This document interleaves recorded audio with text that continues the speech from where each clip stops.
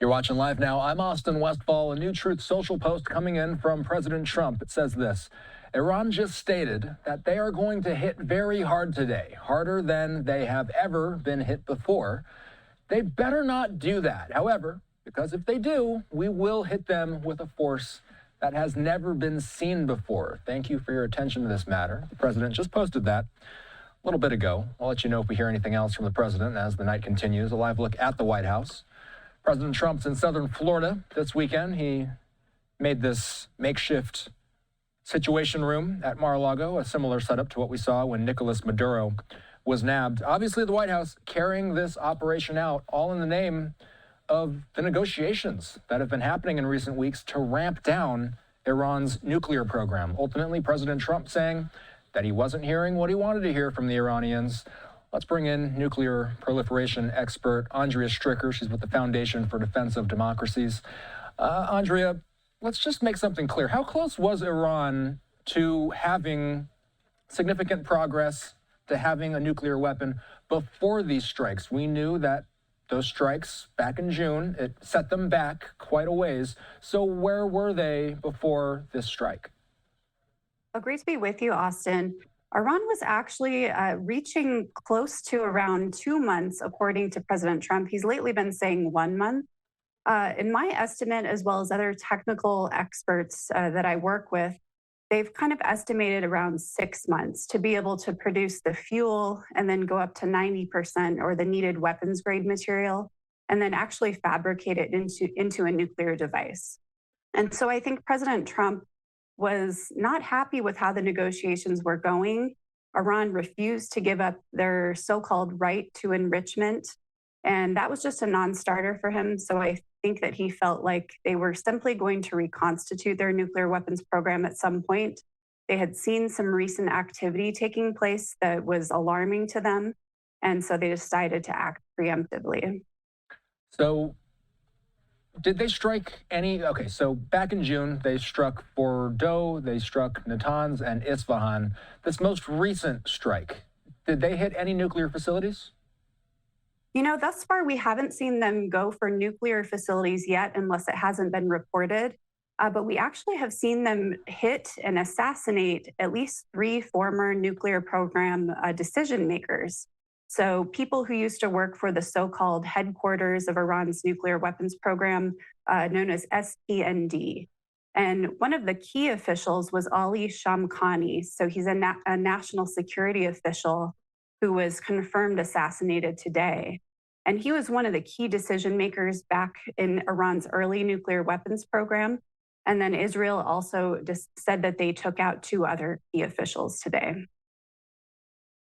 One question that people have when we talk about nuclear arms and really Iran's progress on a nuclear weapon is what happens typically to highly enriched uranium during an active conflict? I know we're not at that point right now, but that's a question that comes up when we discuss this topic often. A lot of people have it on their minds.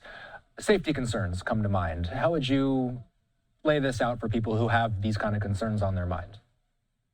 Absolutely. That's an important question. The highly enriched uranium is not so much of a radiological risk as something like hitting an operating nuclear reactor, which I would not expect the U.S. or Israel to do. That would cause a regional disaster.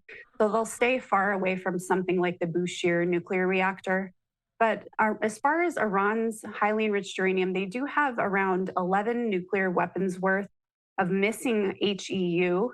It's likely entombed underneath the Fordow site and the Isfahan tunnels, which the U.S. had hit last June. And so I would not be surprised if once the U.S. and Israel have dealt with the missile, the military capabilities, and then the leadership, that they start to move to maybe recover this HEU. We could even see something like a commando operation or potentially additional missile or bunker busting strikes to ensure that that would be either destroyed for good or at least recovered for the future. If leadership has been disrupted, which obviously it has been in Iran, who physically controls Iran's nuclear stockpiles? What level of clarity do we have on that? That's also very alarming. The Iranians will not have people in place necessarily operating these facilities if everyone starts to flee, if everyone takes shelter. I'd be most worried again about that Bushehr nuclear reactor because of the risk of a meltdown. And then also, there are items called radiological sources that would pose a radiation risk. They're kept at like civilian nuclear sites, hospitals. They're used sometimes for medical purposes. But if people would come into contact with an unsecured radiological source, that could sicken them. So the U.S., Israel, they do need to prepare contingencies to secure nuclear materials and radiological sources.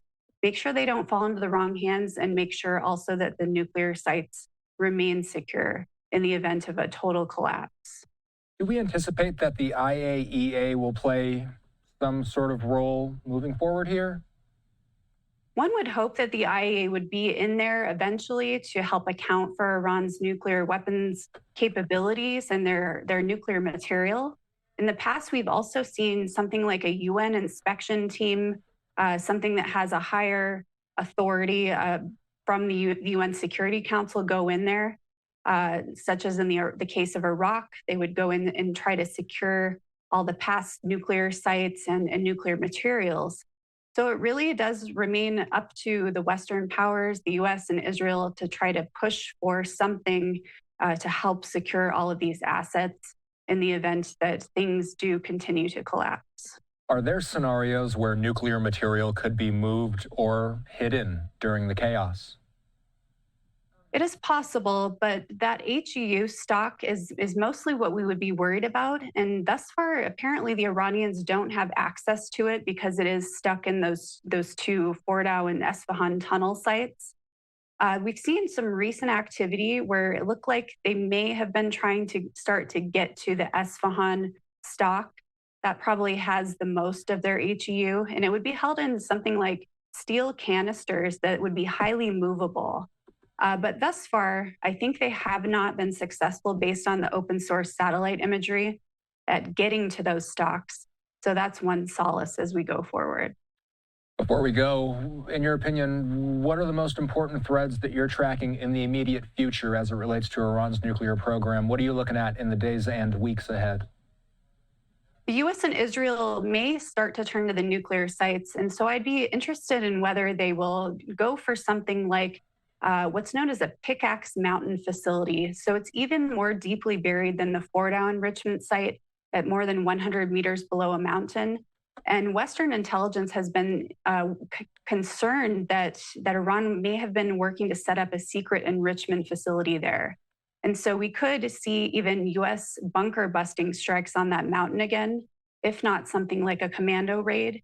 And then I'd be interested also to see whether they go for other remaining nuclear sites that they haven't yet touched. President Trump says that it's possible very possible we see more activity this week. Andrea, always good to see you. Thanks. Thank you. And by the way, just to remind everybody, this is what President Trump posted within the past hour or so here. Iran just stated that they are going to hit very hard today, harder than they have ever been hit before. They better not do that, however, because if they do, we will hit them with a force that has never been seen before. Thank you for your attention to this matter. President posting that moments ago.